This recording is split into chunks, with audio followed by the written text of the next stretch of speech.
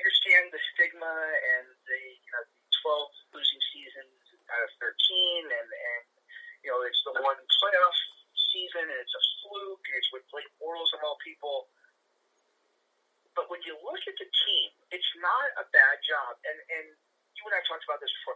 I don't necessarily think Doug Marrone's a bad coach. I just think circumstances suck. There are interchangeable parts on offense that you move around with building blocks. Running back, wide receiver, a quarterback who could develop into something fantastic, a right tackle that you didn't expect to be as good as he was. There are things that you build around. On defense, there's Josh Allen, and hopefully they keep Calais. If they can figure out what's going on with Miles Jack and move him back outside, that's fine. Ronnie Harrison is growing.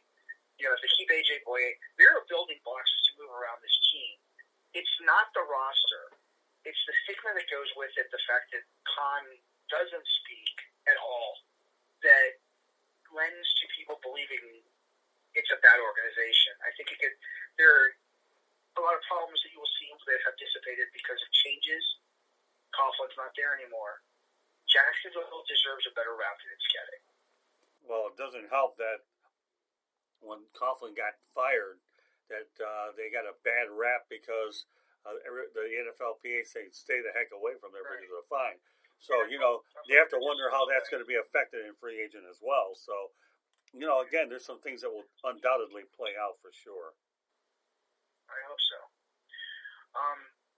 Do you guys think, I was thinking about this too because I heard so, I think Jake Gruden is good for 4 extra wins based on what he's going to do to change the offense and the fact that guys are going to be more excited about playing in a more vertical passing game. I think with him, they at least win 8. Right. Maybe more. But I think he's definitely worth, him just being there is worth a victory or two. Just like we thought Foles was going to be worth 3 or 4 wins because of his veteran leadership, which we never got to see. Well, let me answer that for you. Yeah, let me answer that for you. You get 8 or 9 wins, Sean sees progress, Marrone lives to see another year, you see a little continuity because Sean Khan doesn't want there to be lack of continuity. But, we're talking mediocrity if they get 2 or 3 wins. But if that means that a 9-7 team can win 1 or 2 games in the playoffs, I don't think Shad Khan's going to sweat bricks over that for sure. So, if it's progress, Shad will go ahead and but let me tell you, these guys are on 1-year contracts. They don't, because with that 10-6 record that Marrone had, they've regressed the last 2 years. So I wouldn't be feeling overly joyous about it for sure, David. I wouldn't. Well, you and I have to agree to disagree on this one. That's okay. It is. Right this moment, it's a good story. Fans are excited. We weren't like that, even last week. Remember, we were reading all the press and what's going on with fans being upset, wanting to not renewing their tickets, and now it's we're changing offense and we could be exciting and we could score more than 20 points a game, and maybe I'm thinking about keeping my subscription. I mean, it's an exciting thing to think about. You know what I think of fans? I'm going to see it firsthand. You know what I think of fans, and I hope I get chastised all over the universe of this. Fans to me, which I'm not, okay, just a journalist, okay, are a bunch of armchair quarterbacks that are clueless about what goes on inside of a front office and the inner workings of how an operation is. They're emotional creatures is what they are. Does that mean that there aren't some knowledgeable ones? I have no problem with that. There's probably a lot of knowledgeable fans out there, but I don't really give a damn what fans think, to be honest with you. I don't care. Unless you've actually been in the war room, unless you've actually walked the sidelines, unless you understand a lot of the idiosyncrasies that go, then I guess the only thing fans do is they pay the salaries of those people that they're patronizing. But if you think I care about what fans have to say, absolutely not. Go out there and bring on the hate mail. I don't care. But the reality is it's a small market. They're the only team in town. So naturally, they're going to be a bit more boisterous because you don't have Major League Baseball. You don't have and the NHL. You don't have the NBA. Then again, you're not missing anything there, anyways. But but the reality of the situation is, they're all. It's called a knee-jerk reaction. Now, do I think that the Jacksonville fan base, and I've written on it many times in the past, is a sleeping giant and they'll support? Who the heck wouldn't want to go ahead and play there when you think of the fact that the only game in town, the Utah Jazz for many years have always been the only game in town draw well. The Sacramento Kings do. The Portland Trail Blazers. And the Memphis Grizzlies, when they're winning, they're okay. And I'm sure that there's a lot of teams where they're the only game in town that they do well. So it does matter when that's the only entertainment dollar in the area. Right. So, I like the Jacksonville fans, and I really believe that they have potentially things. But I'm not in the business to overreact, okay? I'm not. Until they're making all the decisions and everybody's got an opinion, everybody else has a you-know-what, okay? That's that. I don't care about the fans. Let them sit in the executive chair and walk the sidelines. Because if you think that anybody can go out there and second guess all day long, do it. If you think you can do the job better, do it. I'll give Lewis an analogy, okay? Well, once upon a time, Ken Harrelson thought he knew it all, right? Okay? And he became a GM, and you know what? He had no success with the White Sox. He ended up going back to the broadcast booth. Don't elaborate, okay? Because I know you're chomping at the bit to do it, Lewis, okay? But the job isn't as easy as most people think that it is. You with me? I think Scott's in mid-season form already, guys. Oh, yeah. Back for a minute. That's it. All right. But, What do we got else to talk about? Are we going to wait? I don't know. Actually, David, I have a special project coming up that I'll probably mention on the next edition of the Sports Exchange. But David Levin will be on that special show we're going to be airing over the weekend. So, meanwhile, and let people know there. I won't mention the special project. I'll do that on the next edition of the Sports Exchange. But I will have a different co-host on the next Sports Exchange. Her name is Katie Ebling. And let me tell you, of all the women that I've ever met in sports, Katie Ebling is as good as they get. She can talk all sports with the best of them. So she can keep you on your toes is what it is, and keep you in check. She can. Oh, yeah, you know her. You've worked with her all year. And she's a pretty good little photographer. She's 5'4", stick of dynamite on there. She has to fight to get her real estate on there.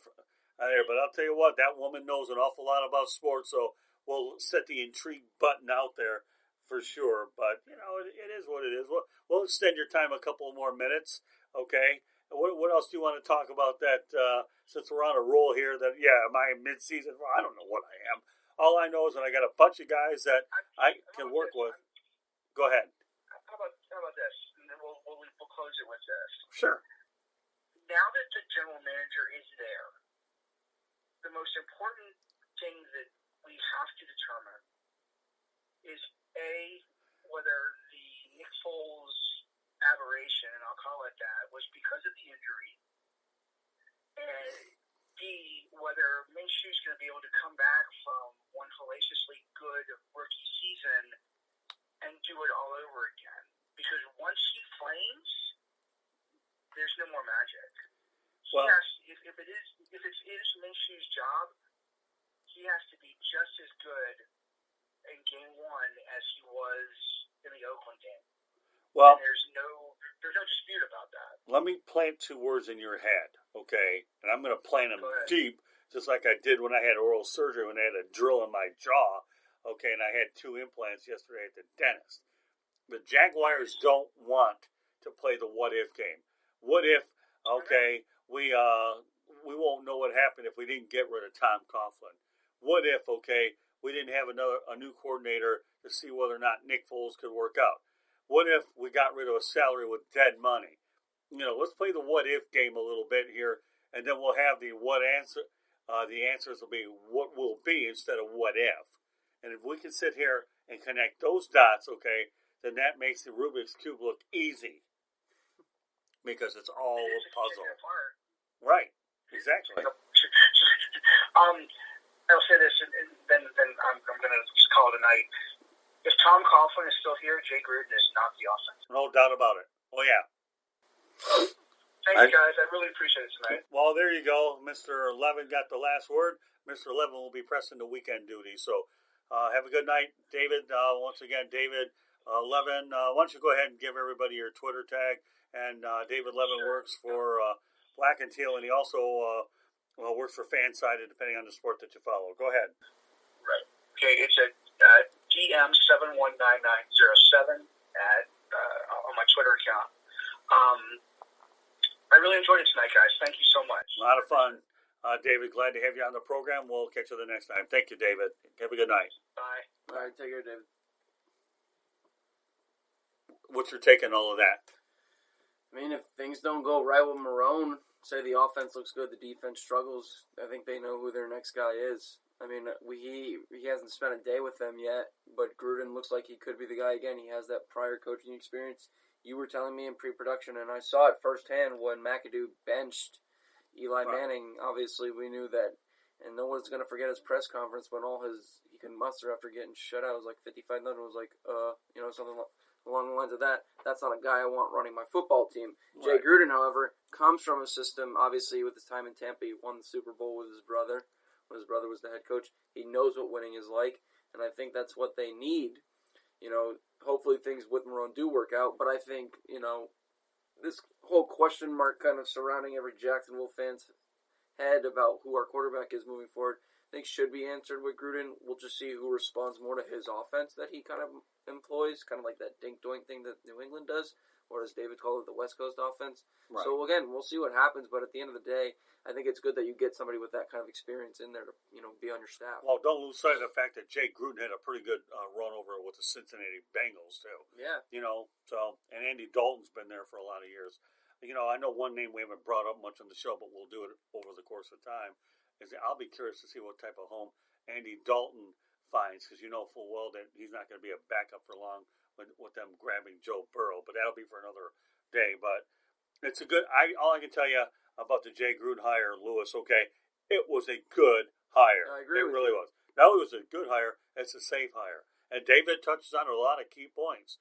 I think he's the type of guy where if Marone gets fired midseason, Jay Gruden is already prepared to take over. He'll have the offseason to know what he's got, and you go from there. Yeah. And then, if they perform well, say that hypothetical does happen when Marone's out after, say, 3, maybe 4 or 5 games, and they play well under Gruden, who's to say he's not going to be the guy in 2021 too? You don't know. I mean, it's all, unanswered until the new calendar year starts at the beginning of March, and we really start to find out really what's going to happen with these guys. But, no, like you said, I can't really refute anything of what both of you guys said. I mean, it's always good to have viable people in there who have that experience and know what it's like to be around successful teams. Because for an organization like that, as David alluded to, 13 of the last 14 years or 12 of the last 13 years, what he said of losing football, to have somebody in there who won. I understand he struggled in Washington, but you can make a million Dan Snyder jokes and how ineptly run that organization is. Yeah, well, I mean, first of all, Joe Gibbs' second run wasn't overly that great either, although he did get him in the playoffs. How do you bomb with Mike Shanahan? Exactly. How? You tell me. You can't, and look what his son's doing now. So it's just. Well, that's my point. Thanks. You just made my point. How do you bomb with Mike Shanahan, a guy that won a couple Super Bowls? Well, Washington did. Yeah, right. They're kind of like the NFL's version of the Mets. It's just ineptitude personified, and Well, this is Dan Snyder. Did you know that Dan Snyder, when he bought the team, from Jack Kent Cook, went ahead and charged fans admission to see their practices? Did you know that? I did not know that, but that is a little ridiculous. Well, but he did. And so, Dan Snyder overpaid Albert Hainsworth to show up there. There are a lot of things I know that you don't know, even though I know that you've come a long way. And I'm saying this passionately with a lot of heart here. You've come a long way. But when you look at the sum of the whole and the whole of the parts, you got to realize that some of the contracts that Dan Snyder's paid out were guys past his prime, but boy, the only ones that won were the guys that cashed his paychecks later in the game. Yeah. But Mike Shanahan, and then they drafted RG3, gave up a king's ransom for him. Now, with all due respect to RG3, he wasn't bad until he got hurt, and then his career obviously started to spiral downwards, and I'm glad that he's back in the league. Mm-hmm. And still, because he has a great attitude, he just didn't protect himself. which is why I always wonder about a lot of these mobile quarterbacks about what will ultimately happen with the with a test of time.